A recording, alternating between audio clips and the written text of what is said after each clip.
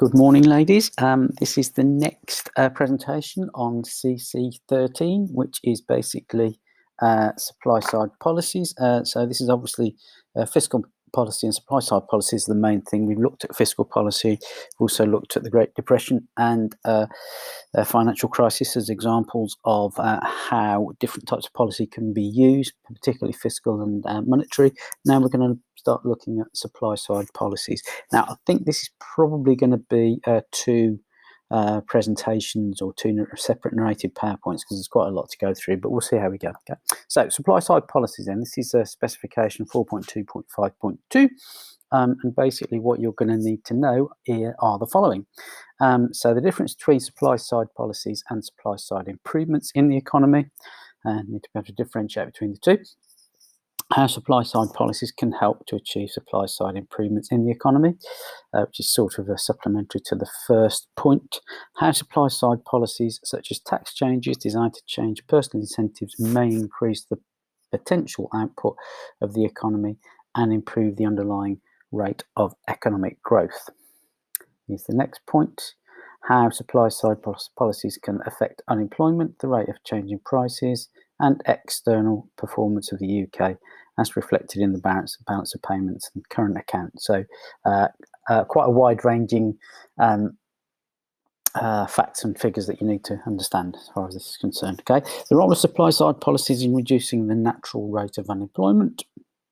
How we can use free market supply-side policies, which include things like tax cuts, privatisation, deregulation, and some labour market reforms. Then we're going to look at interventionist supply-side policies, things like government spending on education training, industrial policy, subsidising spending on research and development. So the differentiation between free market and interventionist needs to be understood. Also, the fact that supply-side policies can have microeconomic as well as macroeconomic effects, and we'll look at that towards the end of the presentation. Okay, in terms of what you need to be able to do then, need to be able to recognise that supply-side changes in the economy often originate in the private sector and they're actually independent of government, like, for instance, productivity improvements, innovation and investment. And those businesses in the private sector clearly are doing those things to reduce cost, differentiate themselves, and also to compete with other firms within a competitive environment. Also, in some cases, supply-side policies can involve government intervention where the free market simply hasn't dealt with the requirement for a particular thing, so that could have caused some market failure. And include things like short-termism, which is the view that in some cases, some businesses, some private sector businesses will take the short-term view, i.e. short-term profit, in order to keep their shareholders happy, when in fact, actually, they should be taking a slightly longer-term view, but that might affect their behaviour and some of their policies in the short term. And then obviously things like policies that are available and try to improve economic incentives and the operation of markets. And also need to be able to assess the impact of measures used to rebalance the budget. So we'll look at that again in a slightly wider context when we're trying to address some of the issues of the wider economy, both in terms of on the national level and also an international level. So before we do that, we're just going to do a little bit of revision in terms of the differences between classical and Keynesian supply-side policy, and also the way in which classical economists and Keynesian economists tend to treat that subject. I think when we spoke last, I think you've mentioned that you've done some of this before, but so this is a bit of revision, but also within the booklet there is some hopefully some reasonably clear explanation of this. Now, the booklet that really we've just gone through stuff that's on page 26, which is to do with the specification. Now we're looking at page 27. So we're looking at classical supply and then comparing that with Keynesian supply. So a few things that are worth having a look at, and again, in addition to obviously posting this narrated PowerPoint, what I'll also do is provide you with these links, and obviously I'll send you the the actual PowerPoint and put that onto class materials on Teams, so you can always go and take a look at the overall PowerPoint, and all those links will work provided you're viewing it in the slideshow mode or presentation mode. But each one of them is an Econs Plus style video from YouTube, and they are quite nice sort of summaries of supply side policies, some of the subjects that you might need to consider, re macroeconomics as far as some of the year one work that you would have done with Mrs. M, and also looking at aggregate supply and the difference between short run and long run, and that as you will remember, it's differentiated in classical, so that you look at both short run and long run, but in Keynesian, the Keynesian view is that it's just long run aggregate supply that we're looking at. My preference would probably be to use the Keynesian view, because, to be honest, when you come to evaluate and to explain different advantages and disadvantages to supply side policy, it's much easier to use it based on Keynesian theory. Anyway, so let's take a quick look then, a bit of a refresher, if you like, and I'm just going to move my Visog up here so that hopefully you can see the content. So if we're talking about classical short run aggregate supply, then basically one of the main differences between classical and Keynesian is that classical short run supply is very much the view that you have the short run and the long run, and basically the two curves are differentiated, if you like. Now, when it comes to Keynesian, there's no differentiation between the two. However, in some cases you might be shown, particularly in some of the short questions, some of the multi-choice questions, you might be shown in this case, short run aggregate supply curve. Okay, so here we have three short run aggregate supply curves. So SRAS 1, which is obviously the point at which we believe aggregate supply will be at current wage rates and cost levels. Okay. However, if we had a rise in wages, and this is just to demonstrate the point, or other input costs, then this would shift aggregate supply to SRAS 2. Effectively, it makes it more expensive for us to produce suppliers, and as a result of that, the level of output would fall, and actually it would also be associated with higher prices, because in this case the supplier has had to increase its cost base. But if you had a fall in cost, then we would have a shift from SRAS 1 to SRAS 3, showing a particular level of output associated with those lower prices. Okay, so effectively lower prices, lower cost of production means that we are more likely to be producing at a higher level. Okay, so let's then take a look at some of the factors then, and I'm going to move myself again, that might affect AS aggregate supply in the short run, particularly when we're talking about obviously the classical view. So in the first instance, then we've got a couple of little examples I'd like you to take a look at. The other thing I would draw your attention to is that on page 27 in your booklet, there is a little bit more detail in terms of some of the classical economists who put forward the sort of classical view, and then obviously it explains a little bit more about Keynesian economists too, which we'll come on to in a moment.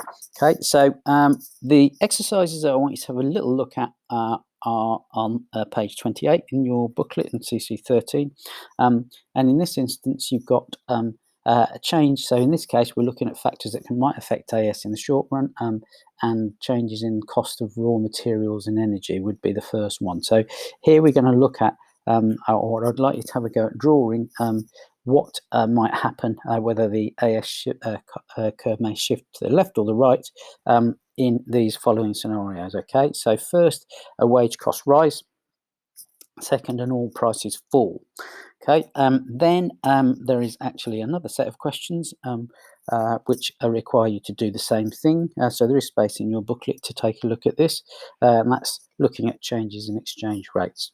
Now, in this instance, we've got a question posed, and this again is in your booklet, page 28. Okay, so you'll need to take a look at what the content is asking you, in this case about a UK firm importing, and some factors that have changed and how that might have an impact on the cost of imported raw materials. And again, I'd like you to draw a diagram to show if AS moves to the left or the right. And, another question is to do with tax changes or tax rates. So in this case, if the government increases the business rate, how is that going to affect AS? Is it going to move to the right or the left? So I'd like to shift to the right or the left. So I'd like you to take a quick look at those. And in this case, I'd stop the presentation for a bit, have a go at drawing those, and then we'll run through what the responses should have been in case you need to make any corrections, etc. Okay, so thanks for that, and I'll just just stop the presentation for a wee while, and then come back to it. And we'll look at what the responses should have been or could have been. Okay, so clearly in this case, then you've got an explanation of how these different things might affect the classical SRS curve. So if we have wage rates, we have higher wage rates, that means we've got higher costs for firms, and that might mean that they will raise prices. So if that were the case, SRS would shift to the left. Okay, so in that case, extra wage rates, extra cost would mean that suppliers would produce less and also charge more if they can get away with it, if the market allows them to do that. Second example, then, raw material prices. A fall in raw material prices means lower costs, so SRS would actually shift to the right. How about taxation then? A rise in industry taxes will increase a firm's cost, so SRS will actually shift to the left. Okay, so in each case, what we're trying to do is try to assess whether these changes are actually causing extra cost or reducing cost, because those are the two things that will cause the SRS curve to shift. Okay, so exchange rates. Falling exchange rates will increase the cost of imported materials. So in this scenario, we would have SRS would shift to the left. Okay, and if we had higher productivity, which means higher output per worker, that means we've reduced our costs. So SRS will actually shift to the right. Okay, so it's just a relatively simple set of exercises for you to just test yourself and also just make sure that you're comfortable and happy to be able to draw the diagrams that have caused a shift in some way. Now, clearly, whenever we draw a diagram in this instance, we look at the original position and then what has caused the change, and we'll look at that in a little bit more detail in a minute. Okay, so that's that sort of fill in the gaps exercise on page 29 in your booklets. Okay, so let's then take a look at the difference. So we looked at short-run aggregate supply. Now, when we're talking about the classical position, we differentiate between short-run and long-run. Okay, so in this instance, when we've actually got when it's a classical economist view, what we do is draw in our long-run aggregate supply curve, and that is basically a vertical line. Okay, so obviously we've got the not horizontal line, but we've got the curves across on the short run, and the short run changes that can cause costs to vary. But where we're talking about the long run in classical view, we're showing how much can be produced with a given amount of factor inputs. Okay, so this is essentially showing the potential level of output when all resources are fully employed. So we're working on the production.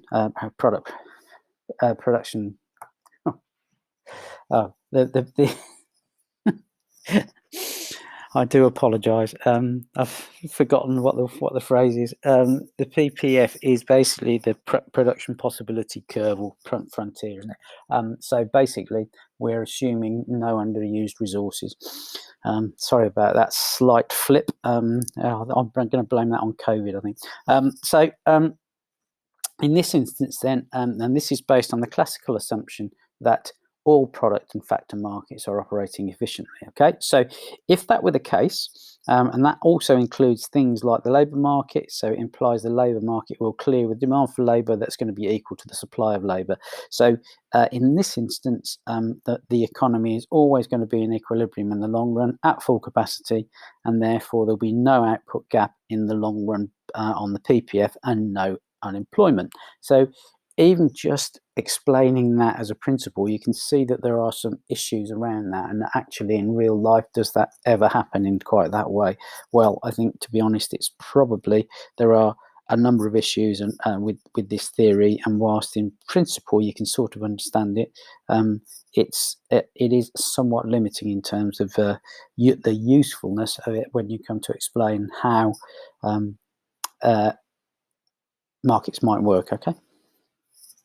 So let's take a look at things that might. So we looked at things that might have affect classical AS in the short run, but now we're going to look in the long run. Okay, so in the long run, our AS curve will actually shift due to changes in quantity and quality of factors of production. Okay, so effectively, what we want to do, if we want to become more productively have more productive capacity, we would need to move our long run aggregate supply vertical line from the point here to further out to the right, essentially. So we're effectively increasing the overall productive capacity of our economy. So let's take a look at how we might be able to do that.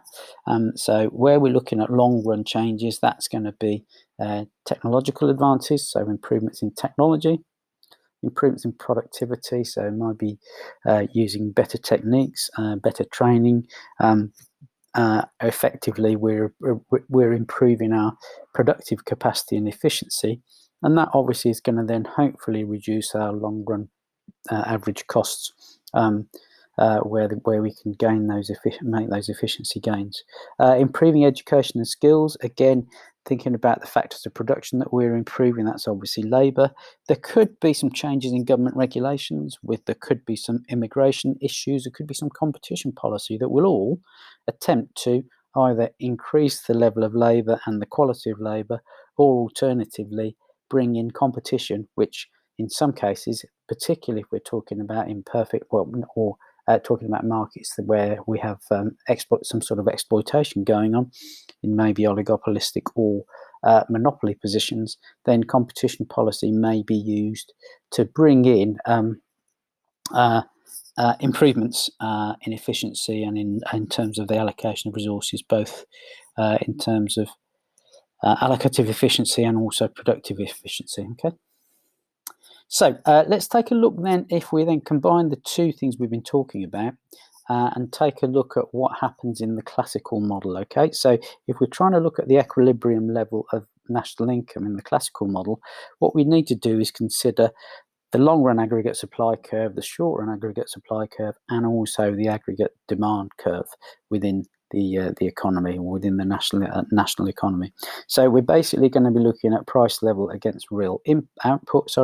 And in this instance, our long run equilibrium is going to actually occur where our long run aggregate supply curve and our aggregate demand curve intersect. Okay. Now, in that situation, clearly, that's the scenario where effectively demand and supply is in equilibrium. Okay, so the price level is associated with a particular SRAS curve, is then the point at which the SRAS curve actually meets or intersects with the AD and long run aggregate supply. Okay, so that's the point at which, in a classical model, we would be looking for in terms of equilibrium. Okay, so if we then take a look at how we might be able to demonstrate, in this case, a rise in AD, a rise in aggregate demand, what we would do is do exactly the same as we've done previously. So effectively, we've got our LRAS curve, we've got our first SRAS curve at SRAS 1, but then when we have a shift in AD, essentially we've moved our aggregate demand has moved from AD1 to AD2. Well, in that instance, obviously that has shifted. Our AD curve has caused a shift in both SRAS, what are the SRS equilibrium, one with AD, but the one that we're more concerned about is essentially the point at which, remember, we're talking about the new equilibrium point. It's where AD and LRAS are at equilibrium, and so in that instance our short run aggregate supply curve would also shift to the point C. Okay, so in that instance what we would have in the short run, we'd get a rise in output and the price level as the economy moves from point A to point B along the short run aggregate supply curve. Okay, however, that rise in output is only possible in the short run with firms offering overtime for their workers or overworking their capital. Firms are going to find that quite hard, and in that situation we might have both higher wages and also higher raw material cost. Okay, now in that situation, if we have an increase in production costs, which causes SRAS to move from SRAS 1 to SRAS 2, the economy will move from B to C, with real output returning to Y1. So effectively, those changes would cause a significant difference in equilibrium point. Okay.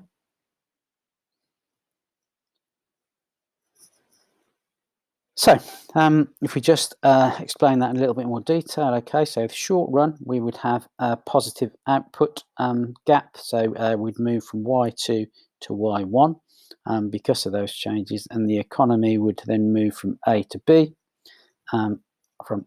as we've suggested, but that's not going to persist, as the economy will return to long run equilibrium eventually, and that will go to point C. Okay, so that's a little bit about classical supply. We're going to be looking in a bit more detail at Keynesian supply in a moment, but before we do that, we're just going to have a look at a couple of questions, which hopefully will help you to understand and test your understanding as far as AS and AD is concerned. So there are, I believe, 5 questions, actually 6 questions that I'd like you to take a look at. They are multi-choice questions, so have a go at the answers. You'll obviously need to take a look at your books, your CC13 books on page 32 through to page 35, I believe. 34, sorry.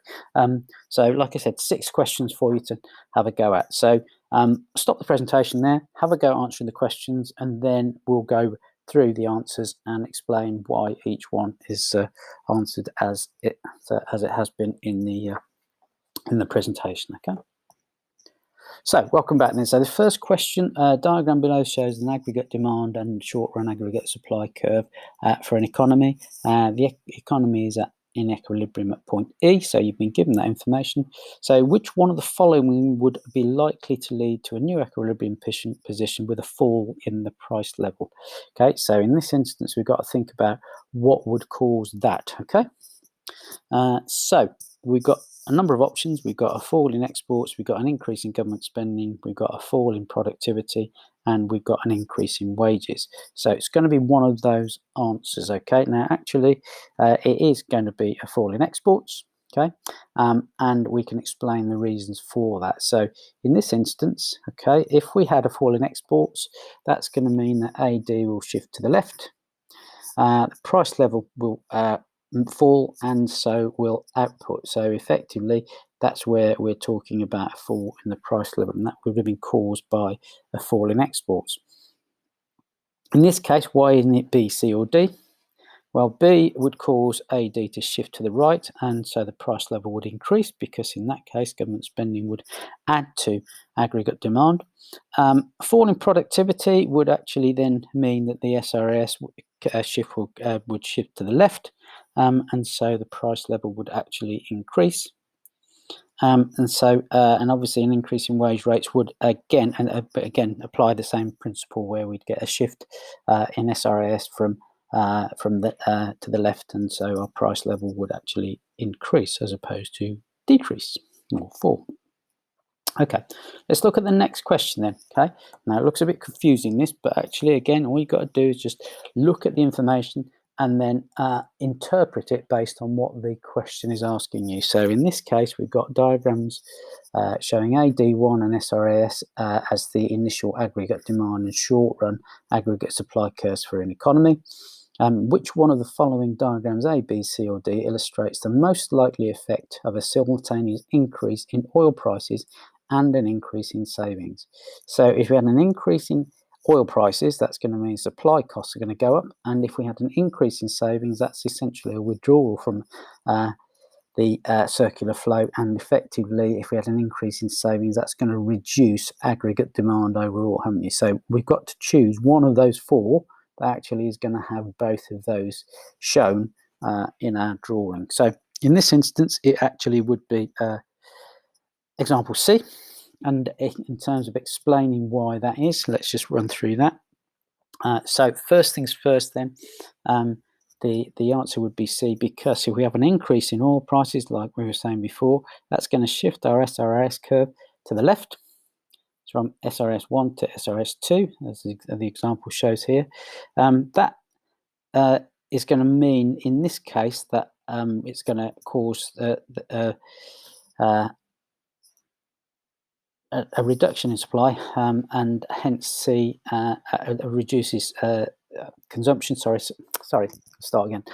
So effectively, this is going to reduce consumption, and hence AD, and that's going to cause a shift to the left as far as AD is concerned. So in this instance, sorry, let's just rephrase that and let's just run through that. So increase in savings, okay. So that in this case, an increase in savings is going to reduce consumption, and so AD, and then AD is going to shift to the left. So essentially, that covers all the bases and answers the question most straightforwardly. Okay, if we look in this case at why it isn't A, B, or C, A, B, or D, then well, in the case of A, there's been no shift in SRAS in that first diagram A, so it's clearly not going to be that one. In B, there has been no shift of AD, so I haven't considered both options. And in D, AD is basically shifting the wrong way. It's increasing when actually savings would cause AD to fall. Okay. Next question then. The diagram below shows 3 aggregate demand and 3 long-run aggregate supply curves for an economy with the initial equilibrium at X. So that's where our equilibrium point is at the moment. Okay. Now, in terms of what we've been asked to consider, what would be the most likely long-run equilibrium position, A, B, C, or D, following the government policy to lower the exchange rate and to improve the quality of labour through retraining programs? So clearly, again, what we've got to do is consider what those two things would do to our original equilibrium point. Okay, so again, taking these things step by step is the best way to go. So in this instance, the answer would be actually point A. And the reason for that is, if we just run through the process, okay, if we get a depreciation in the exchange rate, okay, so if in this case, we've said that the government policy is to lower the exchange rate, that's going to mean effectively there's going to be a fall in the price of exports, okay, so a fall in the price of exports is going to cause an increase in the quantity demanded of exports, and that is then going to mean the total revenue that we get from exports is going to increase, provided, in this case, the price elasticity of demand for exports is greater than 1. That's going to cause AD to shift to the right, so AD is going to move upwards and outwards, okay? And if we're going to improve quality of labour through retraining as well, that's going to improve our productive capacity. So that is also going to cause our LRAS to shift to the right too. And so as a result of that, that clearly is going to be a significant improvement. In both cases, both things would cause an increase in improvement. Why isn't it B, C, or D again? So let's just take a look at that, just to finish this bit off, sorry. In this case, B is in fact feasible if PED had been less than 1. Okay, so it could well be that if we had inelastic demand, then that could well be the case. Okay, but so it's feasible, but in this case, where we've actually assumed in this case that we got PED that's elastic, then that would be the case. It would work. Okay, C and D in both instances, LRS is actually shifting to the left, not the right. So as a result, those can't be correct answers in this instance. Okay, let's have a look at question number 4 then. Which one of the following is the most likely to shift the short-run aggregate supply curve to the left? So short-run aggregate supply shifting to the left is essentially going to mean an increase in cost, isn't it? Okay, so in this case, a rise in, and very important that you read these questions carefully. Okay, it's asking you about what's causing a shift, but then you need to make sure you read here. It's a rise in one of these things. Okay, now in this instance, clearly, A is the answer, and that's because we've got an increase in cost of production, shifting SRIS to the left as a result. If we had an increase in government spending, that's going to cause AD to shift to the right. If we had a situation with the exchange rate where there was a rise in the exchange rate, that would mean that the cost of imports, so the price of imports, would be reduced, and so cost of production would actually shift SRS to the right. In terms of D, if we've got a rise in labour productivity, we've effectively got LRS moving to the right as opposed to the left. Okay.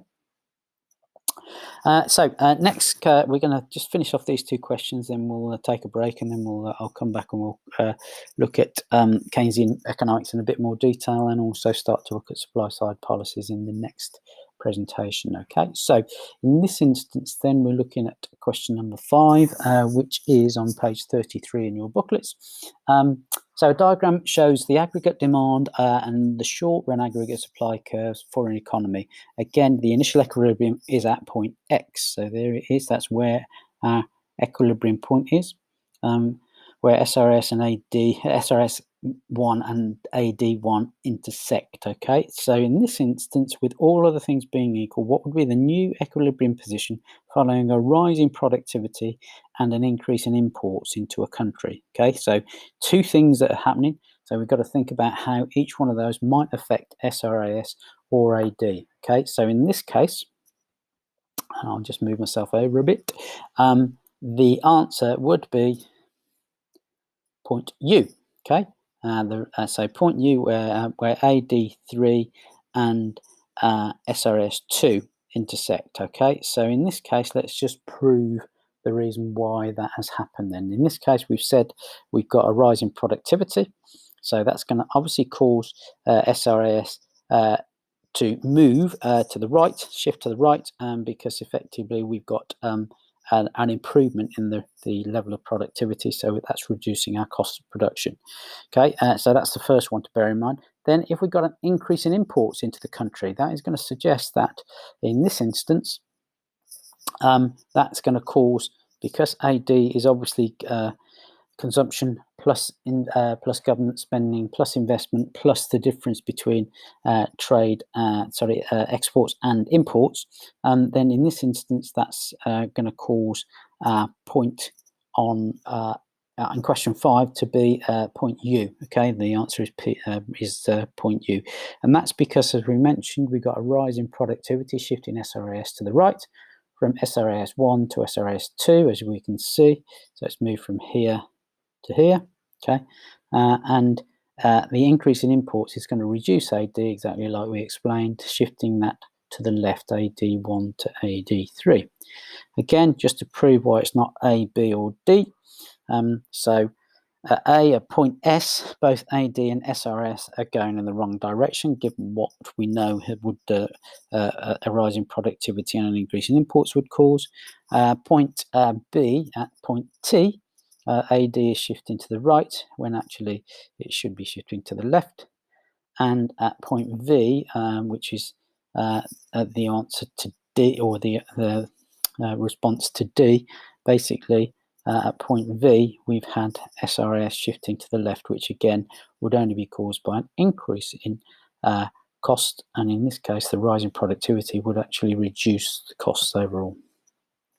Okay, let's look at this last question, then question number 6, and then we will stop, and we'll then move on to look at a recap on Keynesian LRAS in the next presentation. Okay, so in this instance then, last question, last multi-choice question. The diagram shows a shift in the long-run aggregate supply curve for an economy from LRAS 1 to LRAS 2.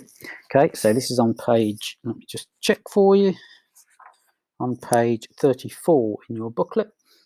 So the shift is most likely to have been caused by a fall in the capital stock, income tax rates, a growth in labour productivity, or interest rates. Again, you need to be quite careful here because it's asking about a fall in something, a fall in the growth of labour productivity. So we've got almost a double negative going on there, haven't we? Okay, so in this instance, the reason for this would be, the most likely reason for this shift from LRAS 1 to LRAS 2, which essentially is suggesting that we've got a reduction in our overall national output, and that is probably going to be caused by some sort of increase in cost or a change in cost, okay?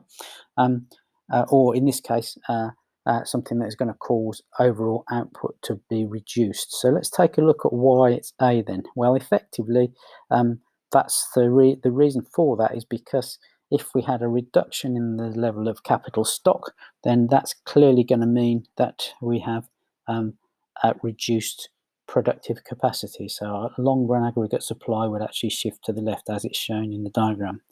Why isn't it going to be B, C, or D? Well, B, there's no direct impact on LRASs, because LRASs, remember, longer run aggregate supply. The income tax rate is only really going to affect aggregate demand. If we have a fall in income tax rates, that means that more people have got more money, and that's going to affect AD. It's not going to affect aggregate supply as such. Obviously, if we had a fall in the growth of labour productivity, that would actually cause LRAS to shift to the right. Okay, so a fall in the growth of labour productivity would cause a shift to the right, and then D, the shift of LRAS to the right would be caused by the fact that borrowing would be cheaper, and then as a result of that, more investment would happen. So those are those multi-choice questions dealt with.